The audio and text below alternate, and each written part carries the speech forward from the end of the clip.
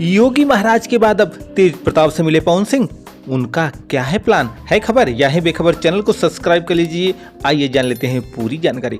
भोजपुरी के power star actor और singer Pawan Singh हमेशा अपनी फिल्मों और गानों से दर्शकों को दीवाना बनाते रहते हैं और दर्शक भी पवन सिंह के गानों और फिल्मों का बेसब्री से इंतजार करते रहते हैं। भोजपुरी फिल्म इंडस्ट्री में एक ट्रेंड है कि आपको पहले एक सिंगर बनकर स्टैंड होना है, फिर अभिनेता आप बन सकते हैं और जब आप एक पॉपुलर अभिनेता बन जाएंगे तब किसी पार्टी का दामन थामकर माननीय बनकर संसद की दहलीज पर पहुंच सकते हैं। जी हां दोस्तों, अब तक भोजपुरी के त्रिमूर्ति सांसद मनोज तिवारी, रवि किशन और दिनेश लाल यादव निरहुआ के सांसद बन जाने के बाद जो अगला अभिनेता इस राह पर बढ़ता दिखाई दे रहा है उसे अब आप और हम अच्छी तरह से जान भी रहे हैं। जी हां दोस्तों, पावर स्टार पवन सिंह की तैयारियों और नेताओं से मुलाकातों को देखते हुए एक कयास लगाया जा रहा है कि वह 2024 के लोकसभा चुनाव लड़ना चाहते हैं।